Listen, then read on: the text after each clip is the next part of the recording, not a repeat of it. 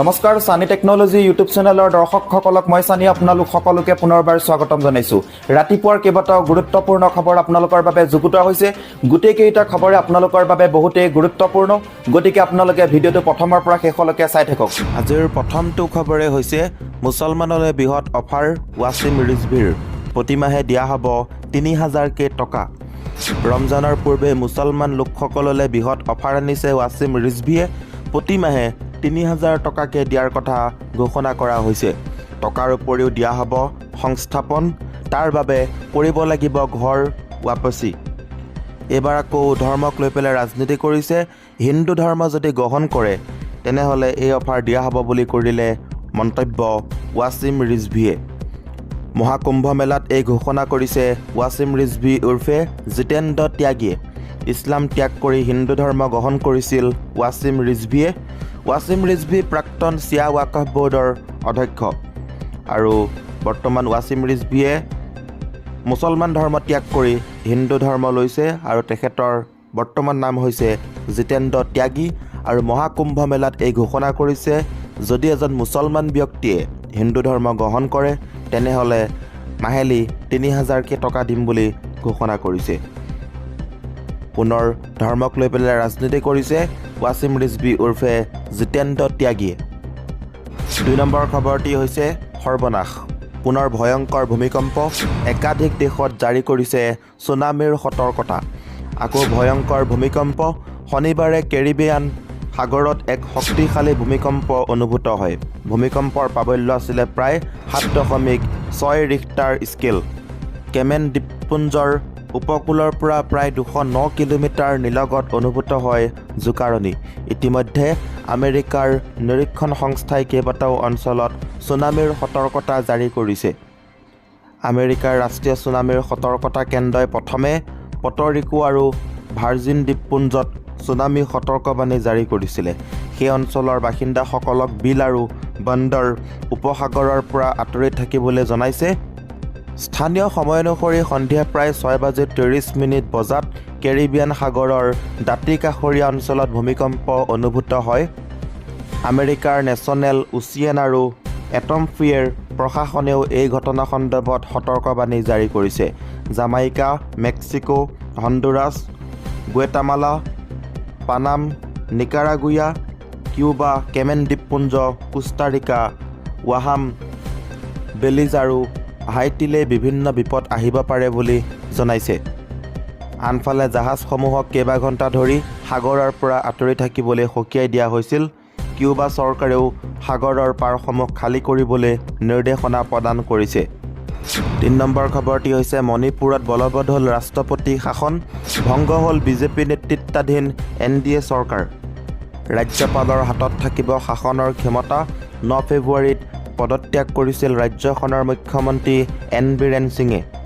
মণিপুৰত জাৰি কৰা হ'ল ৰাষ্ট্ৰপতিৰ শাসন। ৪ দিনে মুখ্যমন্ত্ৰীৰ নাম ঘোষণা কৰিব নোৱাৰিলে বিজেপিয়ে। এতিয়াৰ পৰা ৰাজ্যপালৰ হাতত থাকিব ৰাজ্যখনৰ শাসনৰ ক্ষমতা। ৯ ফেব্ৰুৱাৰীত পদত্যাগ কৰিছিল মুখ্যমন্ত্ৰী এন বীৰেন সিঙে। সংঘৰ্ষ পীড়িত ৰাজ্যখনৰ মুখ্যমন্ত্ৰীগৰাকীয়ে পদত্যাগ কৰাৰ পাছতেই পৰৱৰ্তী মুখ্যমন্ত্ৰী কোন হ'ব তাকে লৈ চলিছিল জল্পনা কল্পনা। কিন্তু ৪ দিন উকলি যোৱাৰ পাছতো ঘোষণা নহ'ল নতুন মুখ্যমন্ত্ৰীৰ নাম। ৰাষ্ট্ৰপতি শাসনৰ ঘোষণাৰ লগে লগে ৰাজ্যখনত ভংগ হ'ল বিজেপি নেতৃত্বাধীন NDA চৰকাৰ। মুখ্যমন্ত্ৰীৰ প্ৰাৰ্থী চূড়ান্ত কৰাত ব্যৰ্থ বিধায়িনী দল। ৰাষ্ট্ৰপতিৰ শাসন জাৰি কৰিলেও ভংগ কৰা নাই বিধানসভা। ৰাজ্যৰ সকলো ক্ষমতা এতিয়াৰে পৰা থাকিব ৰাজ্যপালৰ হাতত। ৰাষ্ট্ৰপতিৰ হৈ ৰাজ্যপালে চলাব ৰাজ্যখনৰ শাসন ব্যৱস্থা। মণিপুৰত একাদশবাৰৰ বাবে ৰাষ্ট্ৰপতি শাসন জাৰি কৰা হৈছে। ৩ নম্বৰ খবৰটি হৈছে মুখ্যমন্ত্ৰী হিমন্ত বিশ্ব শৰ্মাৰ বিৰুদ্ধে গভীৰ ষড়যন্ত্ৰ। শুকুৰবাৰৰ পৰা ডাউন অসম চৰকাৰৰ অফিচ ব্যৱস্থা।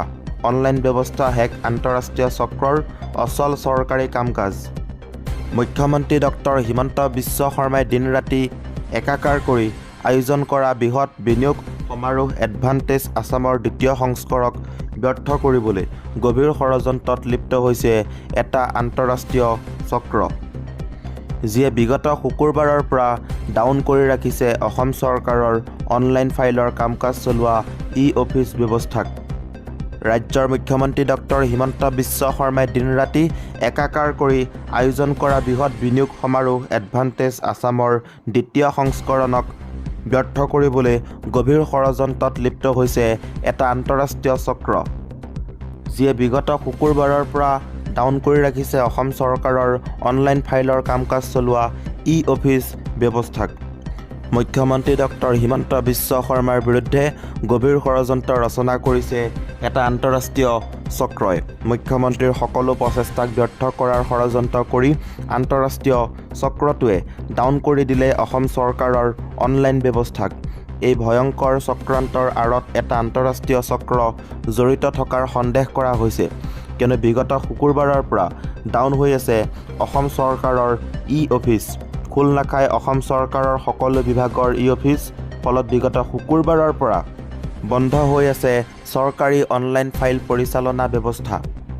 এক কথাত অচল হৈ আছে অসম চৰকাৰৰ কাম-কাজ, যি সময়ত মুখ্যমন্ত্ৰী হিমন্ত বিশ্ব শৰ্মাই বিশ্বৰ বিশিষ্ট উদ্যোগপতি আৰু বাণিজ্যিক নেতৃত্বক এডভান্টেজ আছামৰ দ্বিতীয় সংস্কৰণলৈ আমন্ত্ৰণ জনাবলৈ দিনে-ৰাতিয়ে কাম কৰি আছে। তেনে সময়তে অসম চৰকাৰৰ ই-অফিচ ডাউন কৰি দিয়াটো অতি স্পৰ্শকাতৰ বিষয়। সন্দেহ কৰা হৈছে আন্তঃৰাষ্ট্ৰীয় হেকাৰ চক্ৰই হেক কৰিছে চৰকাৰৰ ই-অফিচ। শেহতীয়া খবৰটি হৈছে পাকিস্তানৰ চোৰাংচোৱা সংস্থা ISIৰে কি সম্পৰ্ক সাংসদ গৌৰৱ গগৈৰ। গৌৰৱক লক্ষ্য কৰি মুখ্যমন্ত্ৰীৰ ধাৰাবাহিক শক্তিখেল। অভিযোগ অনুসৰি কংগ্ৰেছ সাংসদ গৌৰৱ গগৈৰ পত্নীৰ পাকিস্তানৰ চোৰাংচোৱা সংস্থা ISIৰে আছে সম্পৰ্ক। ভাৰত বিৰোধী আমেৰিকাৰ ধনকুবেৰ জৰ্জ চৰছৰ সৈতেও সম্পৰ্কৰ ভয়ংকৰ অভিযোগক গৌৰৱ গগৈৰ পত্নী এলিজাবেথ কলবাৰ্ণৰ বিৰুদ্ধে তাৰ পিছতে অভিযোগেৰে উত্তাল হৈ পৰিছে দেশৰ ৰাজনীতি। কেৱল পত্নীয়ে নহয়, মুখ্যমন্ত্ৰীয়ে নাম নোলোৱাকৈ এক প্ৰকাৰ সাংসদ গৌৰৱ গগৈৰ বিৰুদ্ধে দেশবিৰোধী চক্ৰান্তত জড়িতৰ অভিযোগ উত্থাপন কৰিছে সামাজিক মাধ্যমত। সামাজিক মাধ্যমত গৌৰৱ গগৈৰ নাম নোলোৱাকৈ আক্ৰমণ কৰি মুখ্যমন্ত্ৰীৰ স্পষ্ট অভিযোগ, পাকিস্তানেৰে সম্পৰ্ক থকা ব্ৰিটিছ যুৱতীক বিয়া কৰোৱাৰ পিছতে সলনি হৈছিল সাংসদগৰাকীৰ আচৰণ। 2015ত দেশৰ আভ্যন্তৰীণ বিষয়ত পাকিস্তানৰ উচ্চায়ুক্তৰ হস্তক্ষেপৰ বিৰোধিতাৰে ভাৰত চৰকাৰে প্ৰতিবাদ কৰাৰ সময়তে ভাৰতস্থ পাকিস্তানৰ উচ্চায়ুক্ত আব্দুল বাছিতৰ আমন্ত্ৰণ ৰক্ষা কৰিছিল সাংসদগৰাকীয়ে। 50-60 জন ভাৰতীয় যুৱকক লগত লৈ পাকিস্তানী বিষয়াবৰ্গক কৰিছিল সাক্ষাৎ। তাৰ বাবে লোৱা নাছিল হেনো বিদেশ মন্ত্ৰণালয়ৰ কোনো আগতীয়া অনুমতি। পাকিস্তানৰ উচ্চায়ুক্তক সাক্ষাতৰ পাছত সলনি হৈছিল গৌৰৱ গগৈৰ প্ৰশ্ন উত্থাপনৰ ধাৰণা। সামাজিক মাধ্যমত মুখ্যমন্ত্ৰীয়ে প্ৰকাশ কৰা অনুসৰি পাকিস্তানৰ উচ্চায়ুক্তৰ সৈতে বৈঠকৰ পিছতে কেতবোৰ স্পৰ্শকাতৰ বিষয়ক লৈ তৎপৰ হৈছিল কংগ্ৰেছ সাংসদজন। সেই অনুসৰি বাংলাদেশী অনুপ্ৰৱেশক লৈ গৌৰৱে BSFক কৰিছিল কঠোৰ সমালোচনা। তেওঁ বিচাৰিছিল কষ্ট গাৰ্ডৰ ৰাডাৰ স্থাপনৰ তদন্ত, ভাৰতৰ অস্ত্ৰ কাৰখানা, বিমান প্ৰতিৰক্ষাক লৈ তুলিছিল প্ৰশ্ন। একেদৰে ইৰাণৰ সৈতে বাণিজ্যৰ বাবে ট্ৰানজিটক লৈ তুলিছিল প্ৰশ্ন। কাশ্মীৰী ছাত্ৰ-ছাত্ৰী আৰু গীৰ্জাত আক্ৰমণৰ অভিযোগ আদিৰ অনুসন্ধানৰ দাবীকো ধৰি অতি স্পৰ্শকাতৰ প্ৰতিৰক্ষা সম্পৰ্কীয় বিষয়ত হঠাৎ গুৰুত্ব দিছিল গৌৰৱ গগৈ। এনে স্পৰ্শকাতৰ বিষয়ক লৈ গৌৰৱৰ অবাঞ্ছিত আগ্ৰহে সাংসদগৰাকীৰ ৰাজনৈতিক স্থিতিৰ সন্দৰ্ভত সন্দেহৰ সৃষ্টি কৰা বুলি সৰব মুখ্যমন্ত্ৰী হিমন্ত বিশ্ব শৰ্মা। আজিৰ এই ভিডিঅ'টোৰ মাধ্যমেৰে আপোনালোকক কেইবাটাও গুৰুত্বপূৰ্ণ খবৰ দিব চেষ্টা কৰিলোঁ। যদি খবৰ সৈতে শুনি ভাল লাগিল